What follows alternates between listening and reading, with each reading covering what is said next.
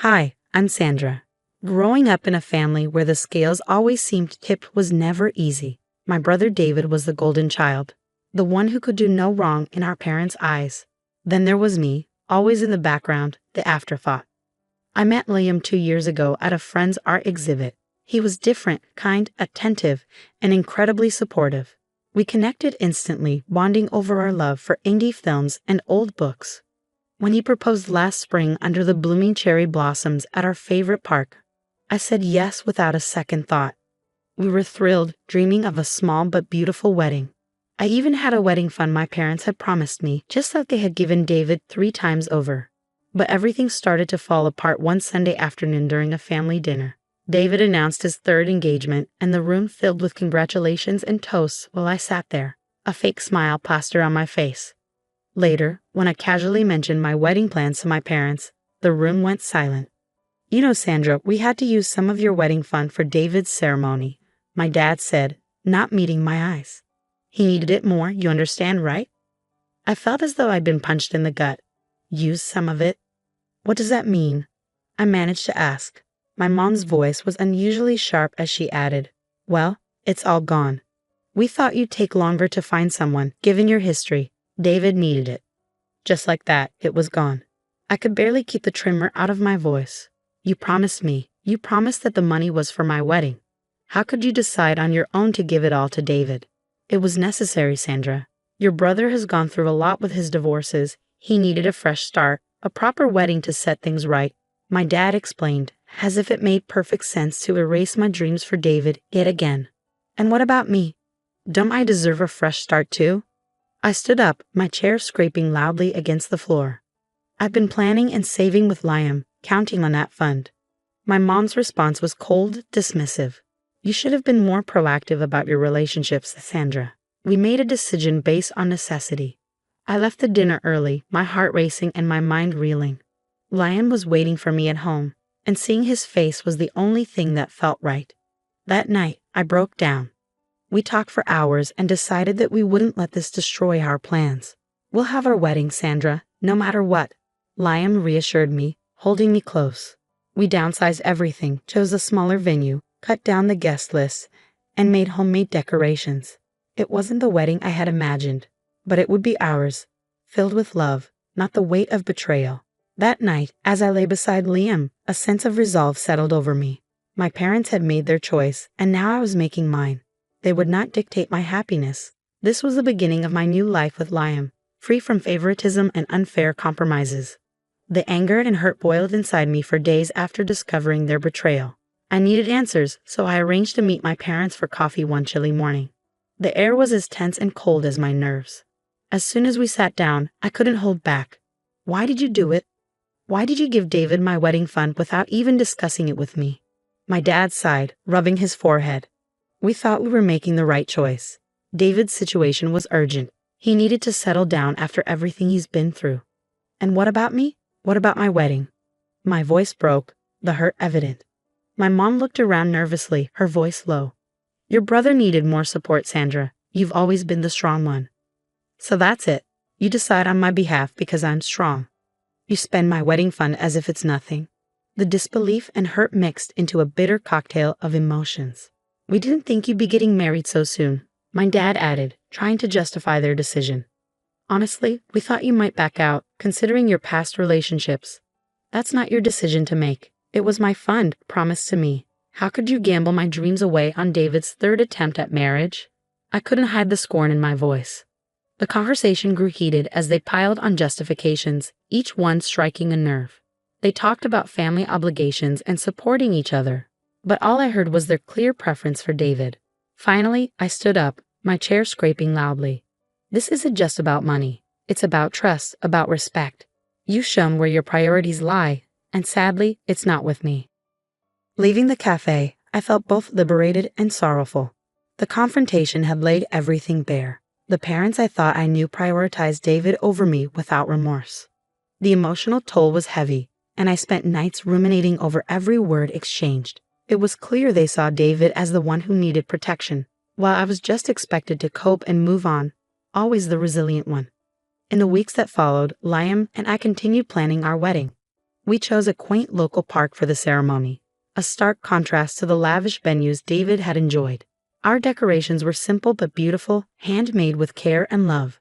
Our guest list included only those who truly cared for us.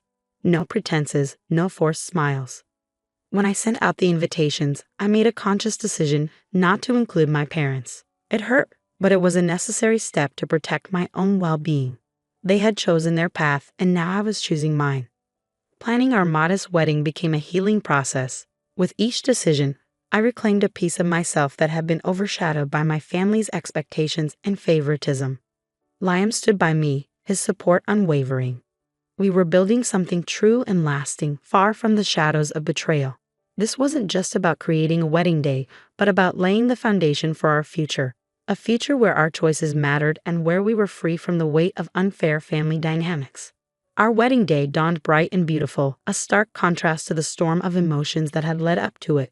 The park was bathed in the golden glow of the morning sun, the air fresh and filled with the scent of blooming flowers. It was simple, nothing like the opulent affairs David had, but it was perfect for us. Liam and I had chosen every detail with care, from the wildflowers that lined the makeshift aisle to the gentle acoustic music that played in the background. Our friends and a few family members gathered, their faces bright with genuine happiness and love. There were no ostentatious displays, no unnecessary pomp, just a heartfelt celebration of two people committing to each other. As I walked down the aisle, my heart was full. I glanced at Liam, and the look in his eyes told me everything I needed to know. We were doing this right. Our vows were promises of support and companionship, spoken from the heart.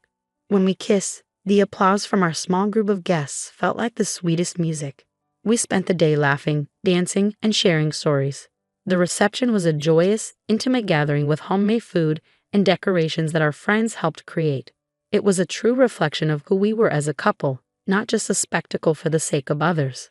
Later, as we shared our wedding photos online, the reactions were immediate and overwhelmingly positive. Friends and distant relatives congratulated us, celebrating the happiness that shone through every picture. However, not everyone was pleased. When my parents saw the photos on social media, their reaction was a mix of shock and fury. They hadn't expected to be excluded, despite everything that had transpired. How could she not invite us to her own wedding?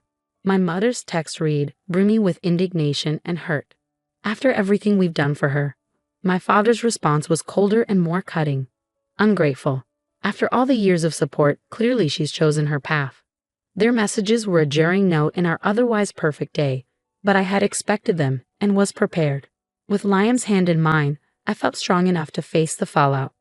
The next family gathering was tense as news of our decision spread. Whispers and sideways glances followed me whenever I entered the room. Some family members approached, questioning why I hadn't included my parents and hinting at the need for family unity. But as I explained my reasons, with Liam and those who understood supporting me, I felt a resolve within myself. This was about setting boundaries, about respecting our own needs and happiness above toxic family expectations. Despite the backlash, there was also an unexpected outpouring of support.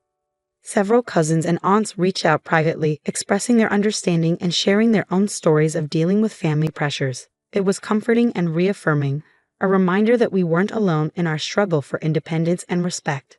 As the days turned into weeks, the initial shock from my parents faded into a strange silence. They made no further attempts to confront me directly, perhaps finally realizing the depth of their mistake. Liam and I moved forward, our bond strengthened by the trials we have faced together. Our wedding wasn't just a ceremony, it was a declaration of our commitment to live on our terms, free from the shadows and expectations that had long clouded my life. It was our first step into a future where our choices and our love were the only things that truly mattered. A few weeks after our wedding, during a routine phone call, the tone shifted abruptly. My mom's voice was strained, laced with a faint casualness. "You know, Sandra, your father and I have been thinking. It's not right what happened. We should have a proper family wedding, a big one where we can invite everyone." I paused, letting the request sink in. Mom, Liam, and I are already married. We had our wedding, the one we wanted. But that was just a tiny thing, she pressed. We're talking about something significant, where we can celebrate with all our friends and family. Think about your father, how much it would mean to him. The conversation took a darker turn when my dad came on the line. his voice unusually somber. I've been feeling very unwell lately, Sandra. The doctor mentioned stress could be aggravating my heart. Not seeing you get married properly is taking its toll. The guilt trip was palpable, making my heart race with a mix of anger and sadness. I knew this game, their manipulation had shaped much of my life. But this time, I was no longer the child they could sway with guilt. Dad, I'm sorry you're feeling unwell, but our wedding has already happened. It was real and meaningful to us. You choosing not to support us beforehand doesn't give you the right to demand a redo now. There was a heavy pause on the line, then my mother's voice, sharper this time. You're being very selfish, Sandra. After all we've done for you, this is how you repay us? By embarrassing us in front of our friends? The old me might have caved, apologized, and tried to mend things, but I had grown, fortified by Liam's love and the support of true friends. No, Mom, what's embarrassing is using your daughter's wedding fund for your son's third marriage without a second thought. Liam and I are happy with how we celebrated our love, and that's all that matters. The call ended abruptly, their words hanging in the air like a bitter aftertaste. I knew this wasn't the end of it, but I felt a newfound strength within me. I wasn't the same person who once feared their disapproval. Days later, a letter arrived, formal and cold. It was an invoice detailing every expense my parents had ever incurred on my behalf, from school fees to the smallest of loans. At the bottom, a note read, "Since you've chosen to exclude us from your life, we believe it's fair you assume these costs." Liam and I laughed hollowly over the absurdity of the document. "Are they serious?" he asked, eyebrows raised. "It's just another manipulation tactic," I said, ripping the letter in half. "But it won't work this time."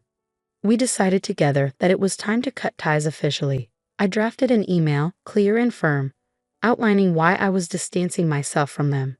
It highlighted their lack of respect for my autonomy and their continuous attempts to manipulate my emotions.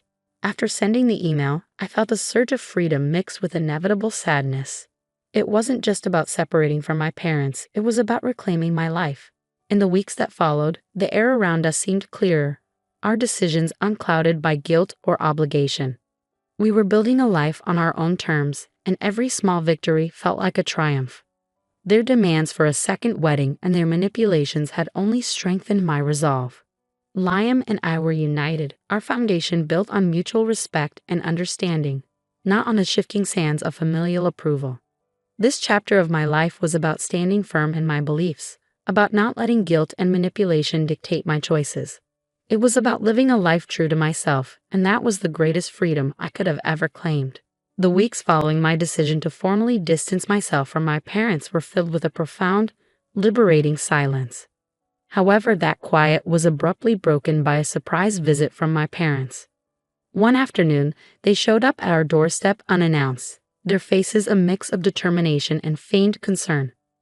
"Sandra, we need to talk," my mom said, stepping forward as if to embrace me. I held up my hand, stopping her mid-stride. "There's nothing left to discuss," I replied firmly. "You received my email. I meant every word." My dad's expression hardened. "We're still your parents, Sandra. You can't just cut us out like we mean nothing. I gave you both every chance to be part of my life in a respectful, supportive way. You chose not to take those opportunities," I said, my voice steady despite my racing heart. "What you call meaning nothing is actually me setting boundaries." They attempted to argue, to plead their case, but I was resolute.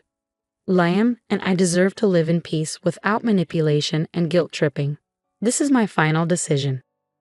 The confrontation reached its peak with a clarity that felt almost surreal. "Mom, Dad, I wish things were different, but they aren't. Please respect my wishes and do not contact me again." I stated the finality in my voice, mirroring the closure I sought.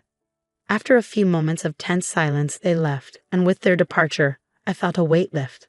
I blocked their numbers, their emails, and all social media connections. It was a drastic step, but a necessary one that marked the beginning of a truly independent life. In the months that followed, Liam and I thrived. We decorated our small apartment, celebrated each other's successes, and supported one another through challenges. Life without the constant stress of familial expectations was lighter, more joyful. We often spent evenings talking about our dreams and the future we were building together. Each conversation, each plan we made, was a stitch in the new fabric of our life, one untainted by the shadows of the past. One evening, as we sat watching the sunset from our balcony, Liam took my hand. "Do you ever regret it, cutting ties?" he asked gently. I squeezed his hand, my heart full of peace. "No, because it led us here, to this moment, to a life where we are respected and loved for who we are, not for what we can give." Reflecting on everything, I realized the importance of choosing one's own path. It wasn't just about escaping toxicity. It was about honoring oneself, about living a life filled with genuine love and respect. I learned that sometimes the hardest decisions are the most necessary, and that true happiness often requires us to stand firm against the very forces that claim to love us the most. Liam and I planned trips, explored new hobbies, and built a community of friends who shared our values. We were no longer defined by my familial past, but by the choices we made each day. As I share this story, I hope it serves as a reminder that while family can be a source of great love and support, it should never come at the cost of our self-respect or happiness.